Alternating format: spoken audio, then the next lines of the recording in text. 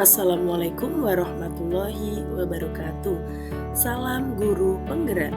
Pada kesempatan kali ini, kami dari kelompok 1 akan menyampaikan terkait dengan pernyataan prakarsa perubahan dari visi bersama yang telah kita susun.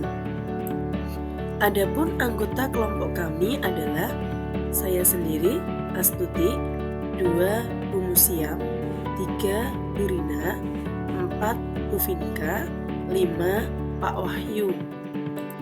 Setelah berkolaborasi bersama terkait dengan visi guru penggerak, kelompok kami menyusun visi bersama, yaitu terwujudnya peserta didik yang kompeten, berprestasi, dan berkarakter profil pelajar Pancasila. Adapun prakarsa perubahan yang telah kita susun, ada beberapa hal yang perlu kita revisi, sehingga kita sepakat untuk mengganti prakarsa perubahan dari kelompok kami adalah mengembangkan pembelajaran yang bermakna bagi murid. Prakarsa perubahan dari kelompok kami adalah mengembangkan pembelajaran yang bermakna bagi murid. Dalam metode Bagja, yang pertama yaitu buat pertanyaan utama. Pertanyaan yang telah kami susun ada 3. Yang pertama, apa yang harus saya lakukan untuk mengembangkan pembelajaran yang bermakna bagi murid? Yang kedua, apa saja aset yang dimiliki untuk mengembangkan pembelajaran yang bermakna bagi murid?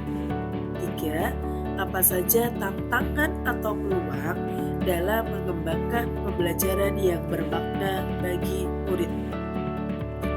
Adapun tindakan atau penyelidikan yang perlu kita lakukan untuk menjawab pertanyaan tersebut adalah 1. Mengajak rekan sejawat kepala sekolah untuk bertukar pendapat terkait pentingnya mengembangkan pembelajaran bermakna bagi murid. Yang kedua, mencari informasi dan berbagai sumber mengenai pembelajaran yang bermakna bagi murid.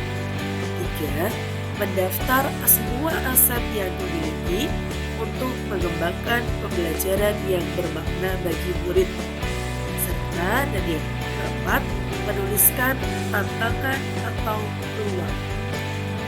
Pada tahap ambil pelajaran, di sini kita akan mengidentifikasi atau mengapresiasi yang terbaik dari apa yang telah ada serta menemukan inti positif. Pada tahap ini ada 4 pertanyaan yang telah kami susun. Yang pertama, siapa di sekolah atau dan lain-lain yang mempunyai pengalaman pernah menjalankan pembelajaran bermakna bagi murid? 2. Aktivitas apa saja yang dilaksanakan untuk mengembangkan pembelajaran bermakna bagi murid? 3. Situasi apa yang dapat dilihat dalam mengembangkan pembelajaran bermakna bagi murid?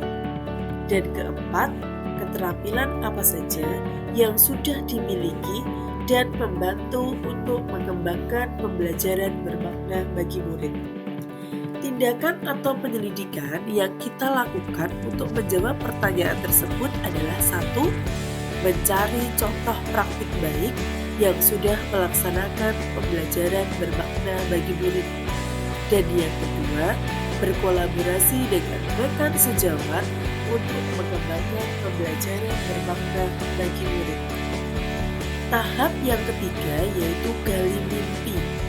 Dalam tahap ini, kita membuat bayangan atau gambaran masa depan yang membumi karena digali dari masa lalu yang positif. Dalam tahap ini ada 3 pertanyaan. 1. Apakah kebiasaan-kebiasaan baru yang saya bayangkan terjadi jika pembelajaran bermakna bagi murid dilaksanakan dengan baik?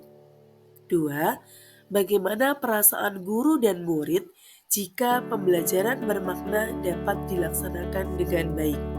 Dan yang ketiga adalah apa saja hal-hal baru yang dapat dilakukan setelah melaksanakan pembelajaran bermakna bagi murid.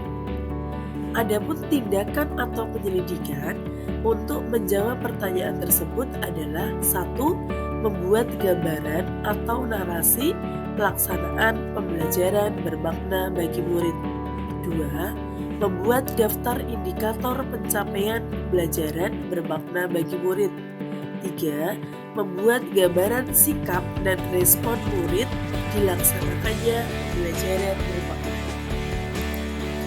Tahap berikutnya adalah jabarkan rencana. Pada tahap ini, kita akan menjabarkan langkah-langkah yang perlu dilakukan.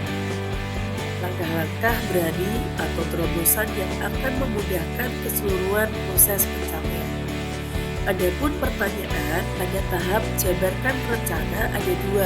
1. Apa langkah sederhana yang dapat dilakukan untuk mengembangkan pembelajaran bermakna bagi murid?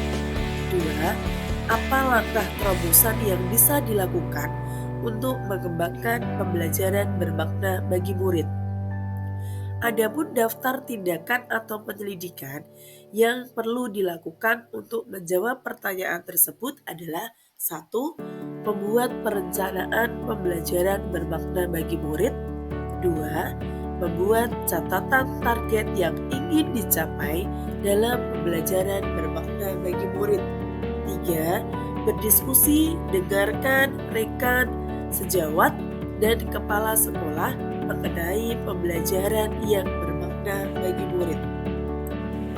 Pada tahap atur eksekusi, ada satu pernyataan yang telah kita susun, yaitu siapa yang bisa mengarahkan dan memantau saya dalam mengembangkan pembelajaran bermakna bagi murid. Untuk menjawab pertanyaan tersebut, tindakan yang kami lakukan adalah mengajak rekan guru, kepala sekolah untuk mengobservasi kelas saya sesuai dengan jadwal yang telah kami susun.